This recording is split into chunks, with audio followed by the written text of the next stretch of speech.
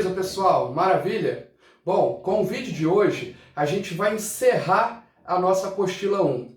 O setor A a gente já tinha encerrado com vídeos anteriores, e aí ficaram faltando as aulas 11 e 12 do setor B. Nesse primeiro vídeo, eu vou passar toda a teoria do assunto abordado nessas aulas, e no próximo vídeo a gente resolve os exercícios, tá bom? Então vamos lá. O que a gente vai trabalhar aqui nessa aula? A gente vai falar sobre a tabela periódica e as suas propriedades, ou seja, as propriedades periódicas. Mas primeiro vamos fazer aqui uma recapitulação daquilo que a gente já viu. O que a gente já viu? A gente já estudou a tabela periódica, a sua organização, né? A gente viu que ela passou por alguns processos de formulação até chegar nessa cara aqui, né? Essa tabela periódica que a gente conhece hoje, ela é dividida em linhas, que são chamadas de períodos, colunas, que são chamadas de grupos, famílias, né? Enfim, ela tem mais ou menos essa distribuição. A gente viu a classificação dos elementos, alguns elementos, os cinzas, são metais, outros elementos são não metais. A gente viu que o hidrogênio é um elemento que não se encaixa muito bem em nenhuma das classificações aí, por isso que ele está aqui destacado de todos, né? Aquela última coluna lá são elementos especiais, são os gases nobres, a gente vai voltar a falar deles em ligações químicas. Bom, os elementos são representados em ordem crescente de número atômico, ou seja, o primeiro elemento da tabela periódica é que ele tem número atômico 1, depois vem o 2, 3, 4, até o número 118. Então eu vou completando as linhas, quando eu completei uma linha, aí eu começo outra, até distribuir todos os elementos em ordem crescente de número atômico. Lembrando que o número atômico Z é o número de prótons, né, de um determinado elemento químico. Na tabela periódica, além do número atômico do elemento, que geralmente vem em cima, a gente aprende o contrário, né? Número atômico embaixo e a massa em cima. Mas na tabela periódica, o número mais importante é o número atômico, né? Que é o que organiza os elementos. Por isso que ele vem primeiro, em cima. Aí geralmente embaixo vem a massa atômica, tá? Mas geralmente nas tabelas tem legenda explicando a posição, o que significa cada número lá.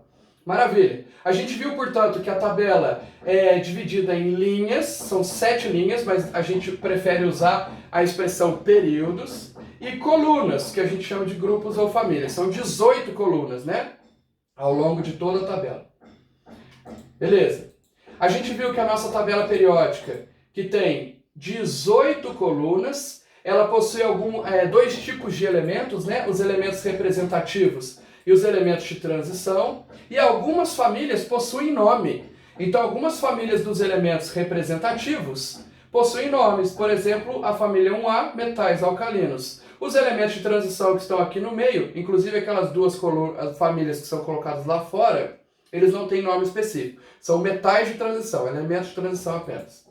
Maravilha! E a gente viu que a tabela periódica está intimamente relacionada à distribuição eletrônica. A distribuição eletrônica e a tabela periódica são coisas que andam muito juntas.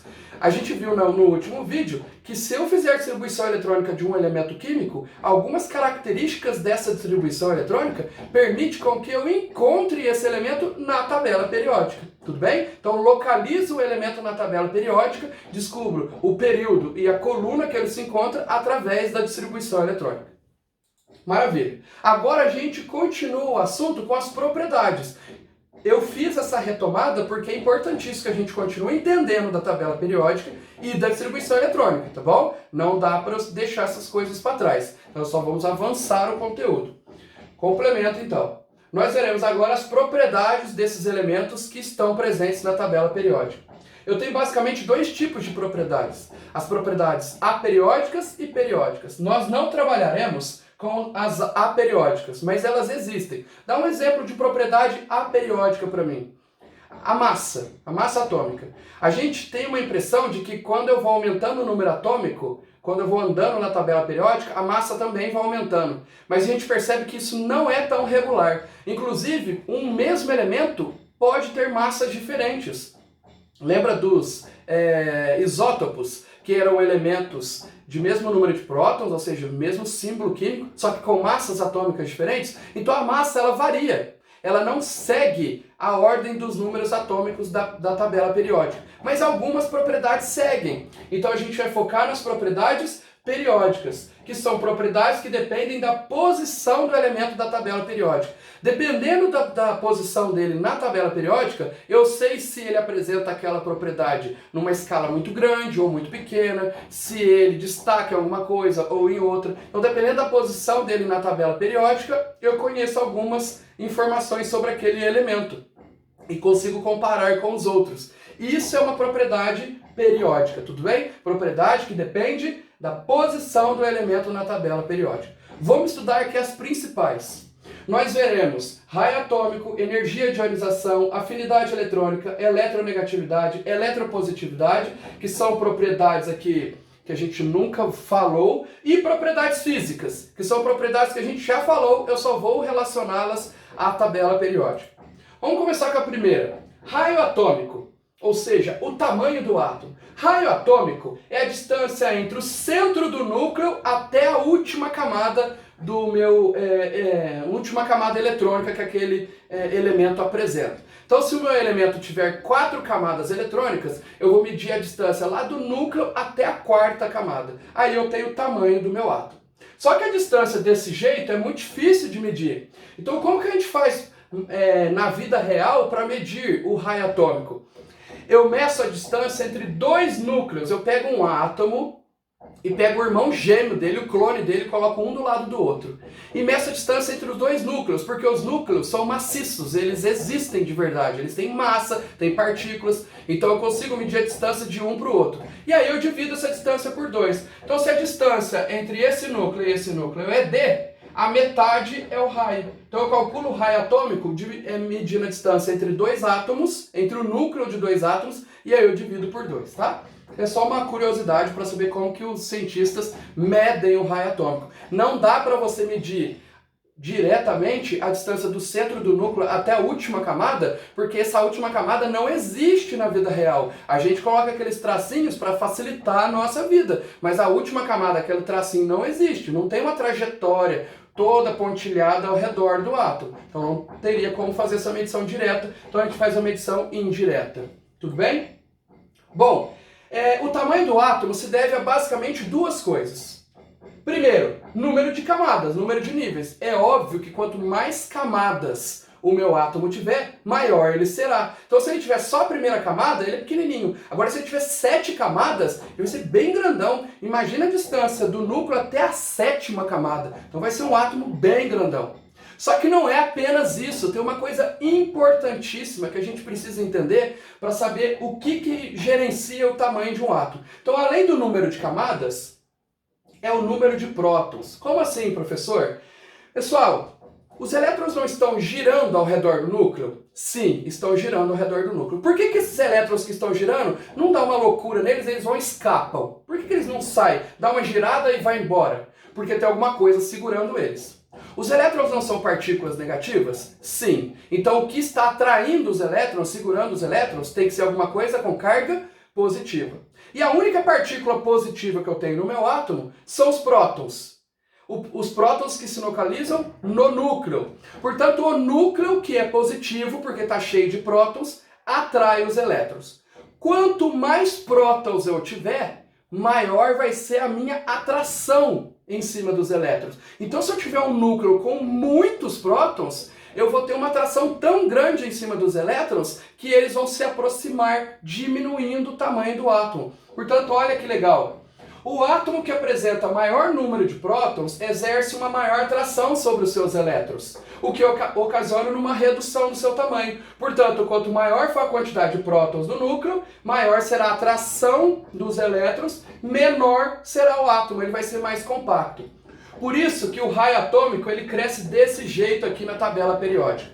O raio atômico ele cresce quanto os elementos estão mais para a esquerda e mais para baixo. Ou seja, quanto mais para a esquerda e mais para baixo, maior é o átomo. Qual é o elemento que tem o maior raio atômico da tabela? É o que está mais para a esquerda e mais para baixo de todos, que é o frâncio. Por que isso? Porque quanto mais para a esquerda, pessoal, diminui o número de prótons. A tabela periódica não organiza os elementos em ordem crescente de número de prótons, número atômico. Então, quanto mais para cá, menor o número de prótons. E quanto menor o número de prótons, menos prótons eu tenho para atrair os elétrons. Então, eu não consigo atrair muitos elétrons. Então, os elétrons se afastam. Por isso que quanto mais para lá, mais prótons, menor são os meus átomos. Tudo bem? Então, cresce para cá, porque para cá diminui o número de prótons. Então, no mesmo período, na mesma linha, quanto mais para a esquerda, menos prótons eu tenho. Por isso que cresce para cá. E por que cresce para baixo? Porque se a gente pensar em elementos da mesma coluna, como esse daqui, ó, esses elementos da coluna 1A, quanto mais para baixo significa que está em períodos maiores, ou seja, tem mais camadas. O frâncio está no último período da tabela periódica. Então ele tem 7 camadas, diferente do lítio, que está no segundo período da tabela periódica, tem só 2 camadas. Quanto mais camadas, maior é meu átomo. Então, quanto mais para a esquerda e mais para baixo, maior é o meu átomo. Ou seja, menos atraídos estão os elétrons, ou mais afastado estão os elétrons do núcleo. Então, maiorzão é o meu átomo. Tudo bem? Maravilha. Bom, a gente precisa comentar aqui uma coisa muito importante, que é o raio iônico. O raio iônico é aquele que mede o tamanho dos íons. Átomo é uma coisa, íon é outra. Qual que é a diferença de um íon para um átomo mesmo? Um íon era um átomo que por algum motivo perdeu ou ganhou elétrons. Então, se ele receber elétrons, ele fica negativo, vira um ânion. Se ele perder elétrons, ele fica positivo, ele vira um cátion. O que a gente sabe sobre o raio iônico? O raio iônico, portanto, é o tamanho de um íon. O que acontece? Acontece que os prótons, que são as partículas positivas, que estão lá no núcleo do meu átomo, exercem uma força de atração sobre os elétrons que estão girando na eletrosfera. Isso a gente já discutiu. Então, quem está segurando os elétrons que estão ali girando na eletrosfera são os prótons que estão lá no núcleo. Na quantidade de prótons, eu não consigo, pelo menos nesse primeiro momento, mexer. Então não dá para ficar tirando ou colocando prótons. A gente mexe apenas nos elétrons. Retira ou coloca elétrons na eletrosfera. Quanto maior for o número de prótons, maior será essa atração. Acabamos de discutir isso. Então, se eu tiver muitos prótons, vai ter muita partícula positiva atraindo os elétrons. E aí, quanto maior a atração, diminui o meu átomo, né? Os elétrons ficam tão próximos do núcleo que o átomo fica pequenininho. Dessa maneira, quando o número de elétrons é modificado, ou seja, quando eu adiciono ou retiro elétrons do sistema, a relação entre prótons e elétrons também modifica. Como assim, professor? Não entendi. Vamos analisar aqui, ó. Vamos supor que os prótons são seguranças. São seguranças de uma festa. E eles que estão observando os elétrons. Os elétrons são aquelas crianças fugitivas, que se eu piscar o olho, elas fogem. Como eu tenho muito próton, eu consigo vigiar bem, deixar as crianças bem próximas de mim, para elas não escaparem. Mas se eu começar a colocar mais elétrons, ou seja, mais crianças, pode ser que a quantidade de prótons não dê conta de vigiar todos. Então algumas crianças começam a se afastar. Ou seja, quanto mais elétrons eu coloco no meu elemento químico, transformando ele num ânion, menor vai ser a atração dos prótons em cima deles. Ou seja, eu tenho a mesma quantidade de prótons para atrair um número muito grande de elétrons. Então eu não consigo atrair muito bem. Então toda vez que eu insiro um elétron, eles se afastam. Porque os prótons não conseguem, eles vão distribuir a mesma força de atração, só que agora para um número maior de elétrons. Então vamos pensar em termos de numérico, para ficar mais fácil. Vamos supor que eu sou um próton, eu tenho uma força de atração igual a 10. Minha força para atrair as coisas é 10. E eu tenho que segurar 2 elétrons. Então eu vou oferecer 5 para um e 5 para outro de força. Então estou segurando os dois com uma força de 5. Tudo bem? Maravilha. Só que eu continuo aqui sozinho e alguém, sem pensar muito bem, colocou mais 2 elétrons na brincadeira. Então agora eu tenho 4 elétrons para segurar. Antes eu tinha 2, agora eu tenho 4. Só que eu sou o mesmo, cara. Eu continuo tendo uma força total de 10. Eu vou ter que distribuir essa minha força agora para 4 elétrons. Então vai ficar 2,5 para cada uma. Perceba que a força que eu estou exercendo em cada um agora é menor. porque a quantidade de partículas que eu tenho que atrair é maior. E se eu estou fazendo uma força menor sobre eles, eles se afastam. Portanto, quando eu adiciono elétrons na minha estrutura, quando eu transformo o átomo num ânion, num íon negativo, né, por adição de elétrons, os elétrons se afastam, ou seja, aumenta o tamanho da estrutura. Por outro lado, se eu retirar elétrons, eu vou ter a mesma quantidade de próton para tentar segurar uma quantidade menor de elétrons. Então eles vão fazer uma força maior em cima dos elétrons. Então se eu tirar elétrons, os elétrons que restaram se aproximam, porque aquela quantidade de prótons vai atrair os elétrons com mais eficiência, né? Vai olhar os elétrons com mais eficiência. Portanto, alterar a quantidade de elétrons altera a relação de atração dos prótons em relação a essas partículas. E aí, pessoal, eu tenho essa situação, ó. Se um átomo perde elétron, fica positivo, né? Vira um cátion, e a consequência disso é diminuir o seu tamanho. Por que diminui o seu tamanho? Se ele perdeu o elétron, tem menos elétrons para eu atrair, ficou mais fácil. Então os prótons atraem os elétrons restantes com mais facilidade, né? Com eficiência maior, então eles se aproximam mais.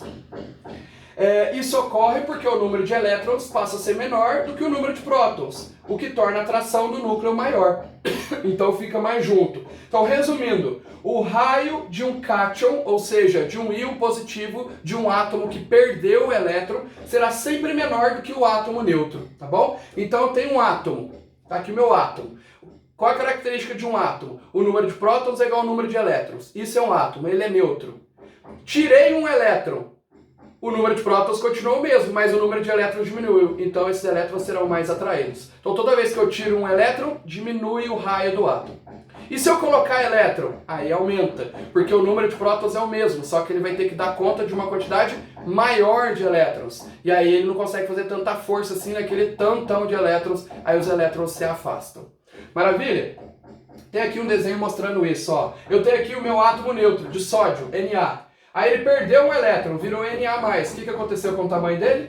Diminuiu. Por quê? Porque antes esse núcleo tinha que atrair todas essas bolinhas pretas. Agora esse núcleo tem que atrair uma bolinha preta menos. Ou seja, ficou mais fácil atrair, ele pode fazer mais força sobre as bolinhas que restaram. Então diminui o núcleo.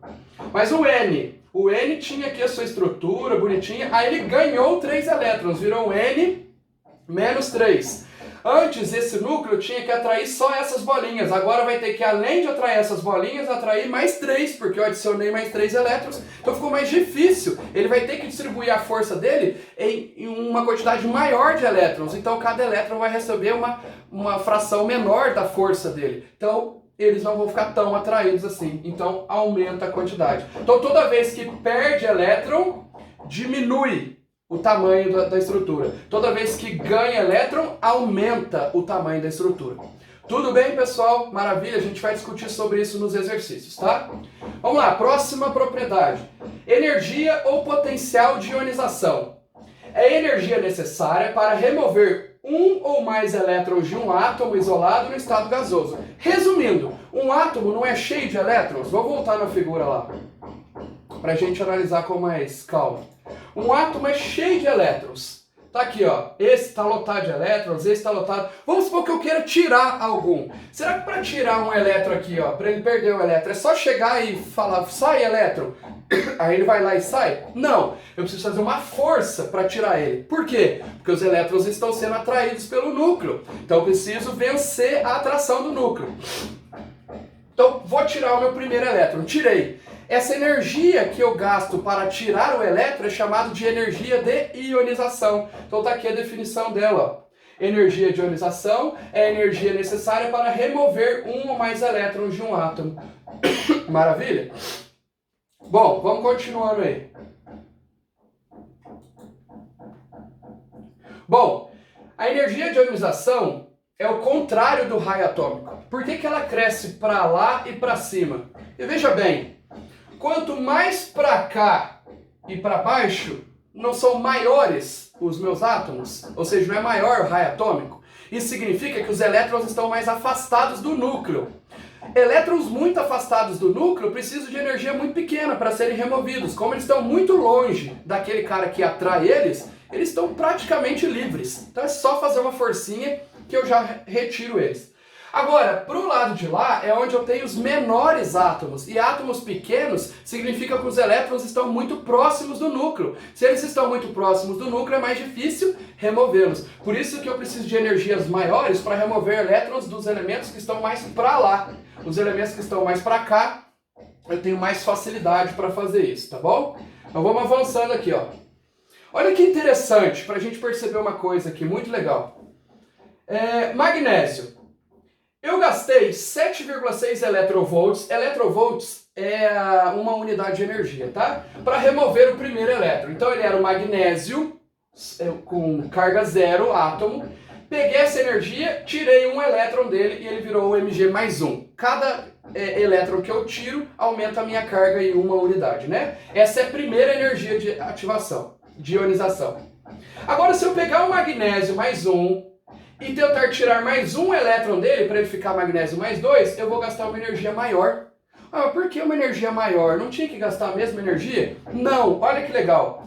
Quando eu tiro um elétron, o átomo não diminui. Quando eu tiro um elétron, os elétrons que sobraram não são mais atraídos pelo núcleo. Então o próximo elétron que eu for tirar, ele não vai estar na posição original dele, ele vai estar mais próximo. Cada elétron que eu vou tirando vai deixando a eletrosfera mais próxima do núcleo. Por isso que vai ficando cada vez mais difícil remover o próximo elétron. Por isso que a energia, a primeira ionização, a primeira retirada de elétrons é a mais fácil, depois é mais difícil e aí vai aumentando. Só que aqui tem uma coisa interessantíssima, ó. A primeira energia foi de 7,6, a segunda foi de 14,9, praticamente dobrou. A terceira energia foi para 80. Gente, o dobro de 15 é 30. Por que foi para 80? Por que aumentou tanto assim? Porque provavelmente esse elétron, o terceiro elétron que eu tentei tirar aqui, a terceira ionização, esse elétron estava muito mais próximo do núcleo. Então guardem o seguinte. Quando os elétrons pertencem à mesma camada, eu tiro um, aí os outros se aproximam, aí o próximo eu vou ter que gastar uma energia um pouquinho maior, e aí vai.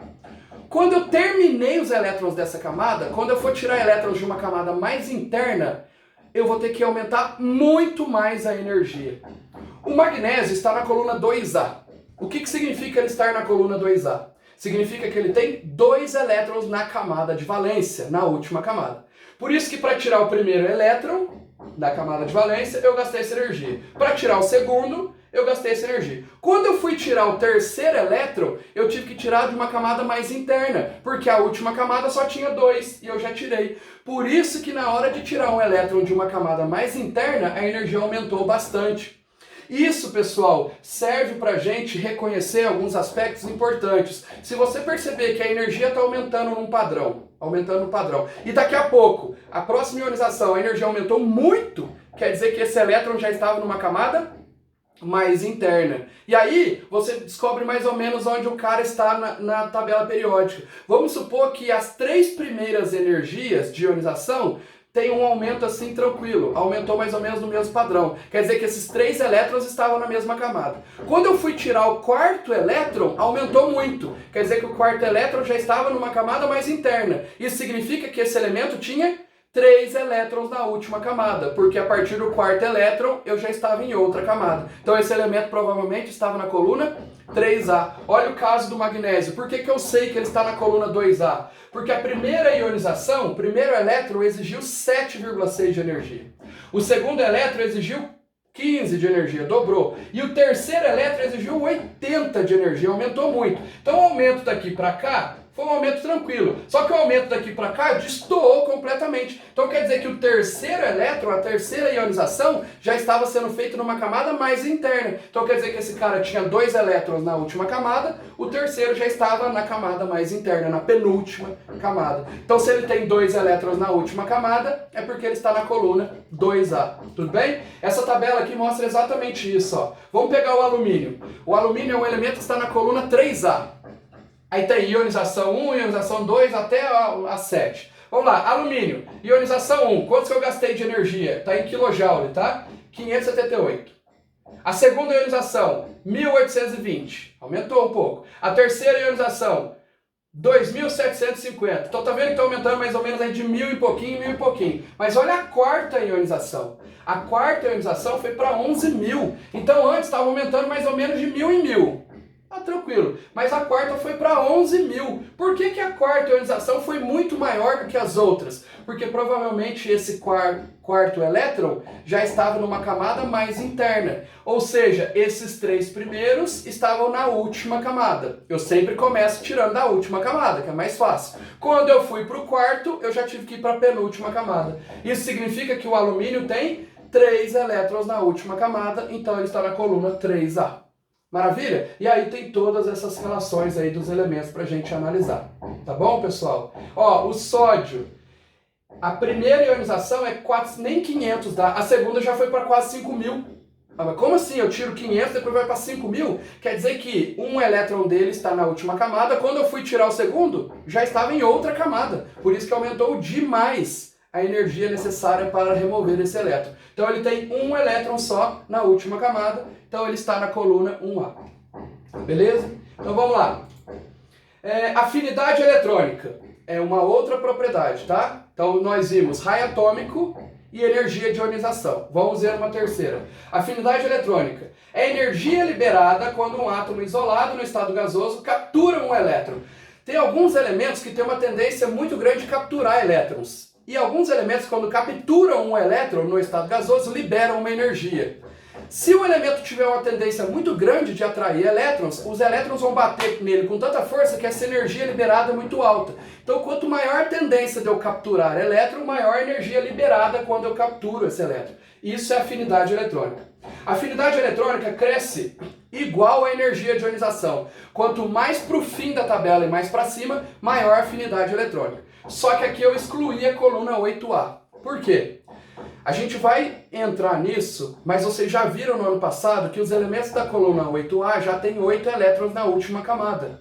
Portanto, eles não gostam de atrair elétrons, eles odeiam elétrons. Então o elétron vai passar do lado deles, eles vão simplesmente ignorar. Então não tem por que eu medir a energia liberada na captura de um elétron de um elemento que não captura elétrons. Então a coluna 8A está fora dessa propriedade. Cuidado, tá? A primeira, o raio atômico e a energia de ionização entra a coluna 8A, porque todos os átomos têm tamanho, inclusive da coluna 8A, e todos os átomos têm elétrons que podem ser removidos, inclusive os da coluna 8A.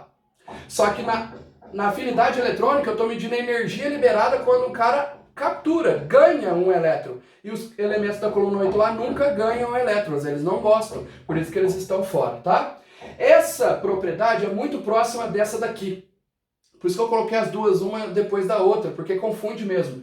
Eletronegatividade é a tendência que um átomo tem em atrair elétrons para si, ou seja, de virar um íon negativo. Por isso que é chamado de eletronegatividade. Quando eu atraio o elétron para mim, eu adquiro carga negativa.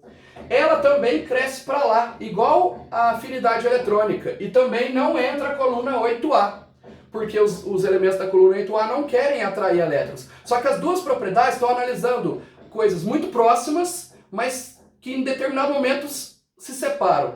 A afinidade eletrônica está analisando a energia liberada quando eu absorvo um elétron. E a eletronegatividade está contemplando a tendência, a vontade que eu quero de atrair elétron e ficar negativo, tá bom? É óbvio que uma coisa completa a outra, mas são propriedades diferentes. O elemento mais eletronegativo, ou seja, que tem mais tendência em atrair elétrons da tabela periódica, é o flúor. Por como a gente está excluindo a coluna 8A, o que está mais para lá e para cima, né? Se eu somar essas duas setas, cria um vetor aqui, ó, é o flúor. E o menos eletronegativo é esse.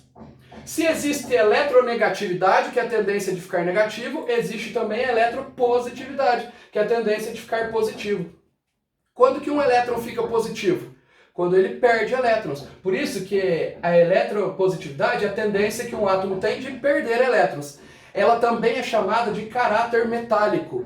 Porque quanto maior o caráter metal do elemento, quanto mais metal ele for, maior a tendência que ele tem de perder elétrons, ou seja, maior a sua eletropositividade. E ela cresce no sentido oposto, porque a gente acabou de ver que quanto mais para lá, mais negativo. Então, quanto mais para cá, mais eletropositivo, tá? Então, eletronegatividade é quanto mais para a direita, mais para cima. Eletropositividade é quanto mais para a esquerda, mais para baixo. Então, são vetores opostos, tá? Por isso que o frâncio, que além de ser o elemento com maior raio atômico, é o elemento mais eletropositivo. É o metal mais metal da tabela periódica. Maior caráter metálico. Algumas propriedades físicas que aparecem na tabela periódica também. Vamos lá, densidade. A gente sabe que densidade é uma relação entre a massa e o volume de uma espécie química. Todo átomo tem massa e todo átomo tem volume, tem tamanho. Então todo átomo tem densidade. A densidade também está relacionada com a posição do elemento na tabela. A gente vai ver que dependendo da posição dele, eu sei se a densidade dele é elevada ou não. Olha como que cresce a densidade, é bem maluco, tá?